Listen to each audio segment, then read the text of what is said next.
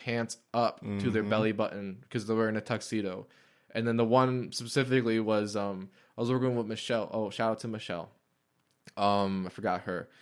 And this old gentleman was like wearing his pants. He comes out, shirt untucked, and then immediately his pants just fall to his ankles, and he's just wearing like a shirt that covers up his underwear, and he just like looks up and goes, "Whoops!" Like, it's funny. And I'm like, dude, go back in the room. There's children here. Like, you don't just like casually drop like your pants. You don't just casually hang green in the mall and be like, hey, this is happening today. Like, no, go back in the fitting room.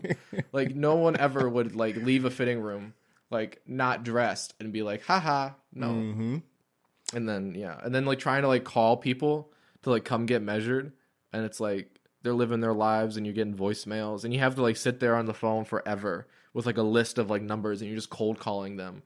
And yeah, but it's definitely one of those jobs that will like turn you into somebody who like needs to be a good communicator. Yeah, for real. That's one of the main things I picked up from it. When I was talking to my man Downer, he asked me about it. It honestly, it helped me kind of just be more of myself. You know what I mean? Because I started that job in high school. And wow. Yeah. How long were you there, man? 8 years.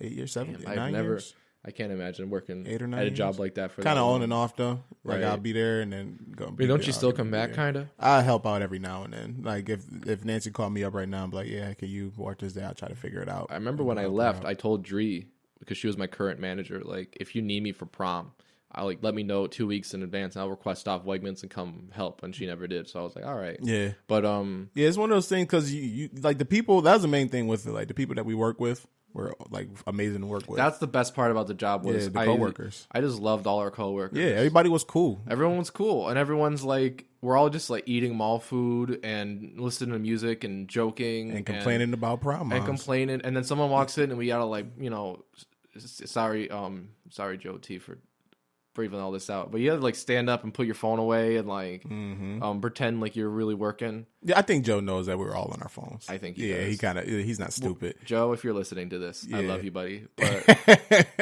yeah, it's just my main thing with that job was like you said, like you get a lot of fucking ignorant people, a lot of assholes. You get a lot of assholes. Yeah, in there. And people who are like, I mean, and I get like the brides. Okay, the brides, I understand. This is your wedding. I understand. And you want shit to be perfect. Yeah. Like I get it.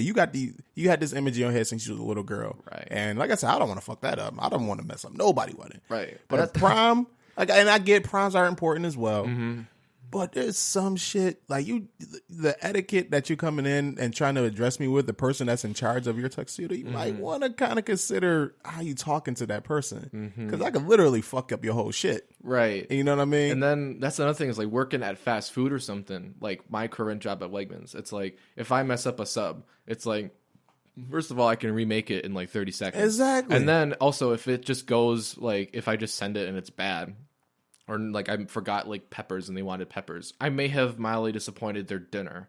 But if I make one mistake on someone's wedding like planner of like someone has like 2 short pants, 1 missing handkerchief, something like that, it's like ruins the whole day. People like call in like, we are at the wedding and we are missing a pocket square and we want all our money back. And I'm like, cut one of the pocket squares in half and don't call again. Like just no, that like ridiculous type of request like that, it does not gonna get you. Everyone nowhere. wants that money back. I have a really funny story about that. Let's hear it. So Arrington was one of my favorite coworkers ever. Yeah, I need to highlight him for a moment. He had this ability, especially working at the Galleria Mall with him.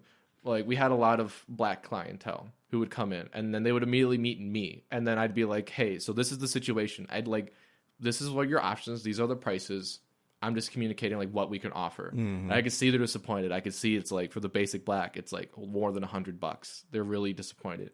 And then Arrington was able to swoop in and be like, the basic black tuxedo, not the basic black person. Right. Oh my gosh. Let's clarify that. Yeah, thank you. I know Bryce. Somebody probably like, what the fuck? Yeah. Bryce letting that fly? Why'd you have this guy on?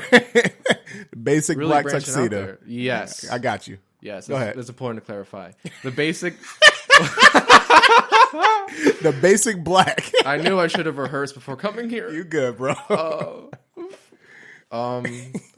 It's I just But yeah, he would come in super smooth and just be like, "Hey, I know this." Like, he just had this way of like getting on their frequency, and then like making them like warm up to like my pitch. So we worked well together that way. Where I'm like, I come in with just like the cold information, and I'm trying to do it as warm as I can. Right. But then he can really like just from like that cultural barrier, he can bridge that and like really get to them. And he was like super good at like.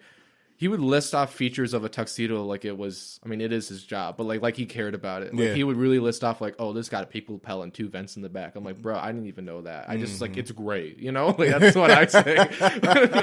I mean, here's a gray one. Right, there's the gray one. There's a light blue one right there. Right, there's this blue one, and this blue one's a little tighter. Like that's it.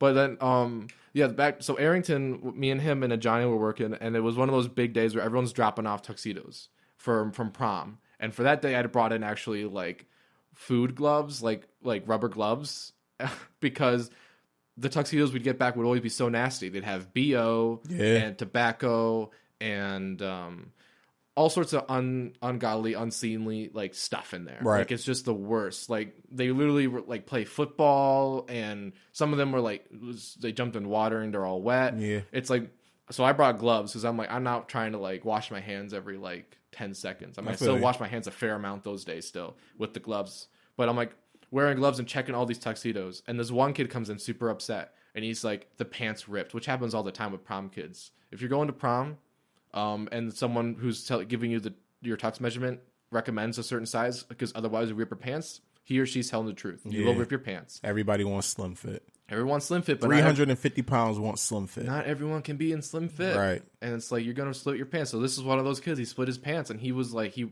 you could tell he wanted money back, and so he's like, the pants ripped, and I was like, okay, and I'm like, I checked it, I'm like inspecting, I'm like, all right, everything's here, you're all good, and he was like waiting. I could feel the tension, like he wanted us to say like, we'll reimburse you for whatever, and then that tension and that intent was in the air, like all 4 people in the room knew that's what he wanted. Then Arrington just pipes up with, "Yeah, for the pants, that'll be $200." And so this dude gets tomato red and walks right out. And before he's even out of the store, I'm like laying on my back, like hollering, laughing. And Arrington's chuckling, and Johnny's like can't breathe. And this dude walks out like just completely wrecked. It's like he's waiting for us to be like, "Oh, we can reimburse you like $50 in a certificate, or you can get a free tux badge on this thing." And then instead, Arrington's like, "Yeah, that's you owe us $200 for the ripped pants, right?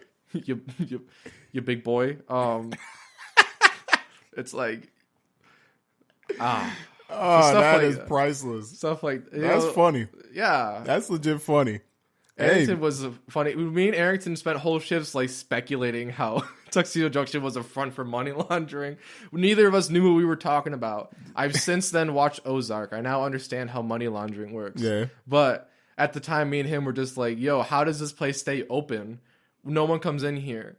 And it's like we have no business for like 2/3 of the year. How do we like how do we salary all these managers? How do we pay all these part timers? And then we were all just like, it has to be drug money. And then we were just speculating about like the mob and Joe T and stuff. And then Nick, what's that? How do you pronounce his last name? Scapulato. All right. I don't know if we want to call him all out for this. Shout out to my man Nick. All right. He talked to me and Arrington, and he just like dropped this little bomb and like dip. He was like, "Hey, by the way, I was hanging out with this guy who I know is a former mobster. He asked me if I was working for Joe T. And I said, yeah. And that guy was like, woof.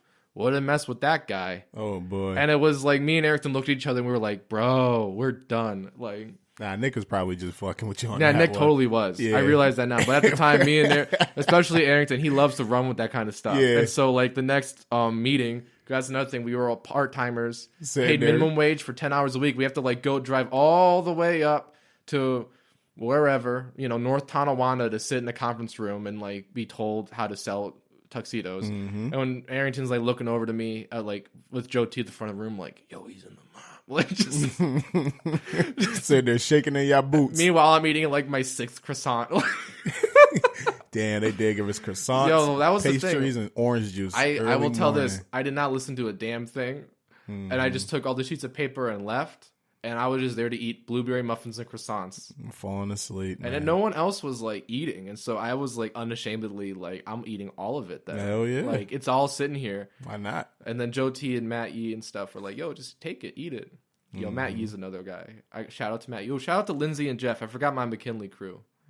Yeah, I haven't talked to Matt in a while. I want to try to get Matt on the show. Matt, dude, I would listen to that. I would love to get Matt Yee on this show. Oh my goodness. Yeah, Matt was my guy. I love that dude. You love him? Yeah. I grew to love him. Yeah. He hated me nonstop the whole time. When we first started working together, and I told him this before, I was like, Matt, I did not like you, dude. Like, I did not like Matt at all. But then, like, it's one of those things that, he has that infectious personality where you just talking to him and like, okay, yeah, you're cool. Dude. I kind of grew on him. Although, like, early on, it was like teaching him how to write an email was one of the most frustrating things I've ever done in my life. That's just like old people in general. Right. He's such a boomer. Yeah. Old folks in general, man. Like, you try to teach them some shit. I remember he had like a existential crisis when Joe T's like, we're going to use email. And he was like, what? Oh, I don't own a computer. Yeah. He's like, can't we just use the telephone? Like, like, oh man, welcome to the 21st century. Yo. And he really loved when little kids would come in. Mm-hmm. He loved like little boys in their tuxes. He just thought like kids were so cute. Mm-hmm. And I just like, he'd the joy in his eyes seeing like a little ring bearer. And I'm like, all right, cool. Mm-hmm.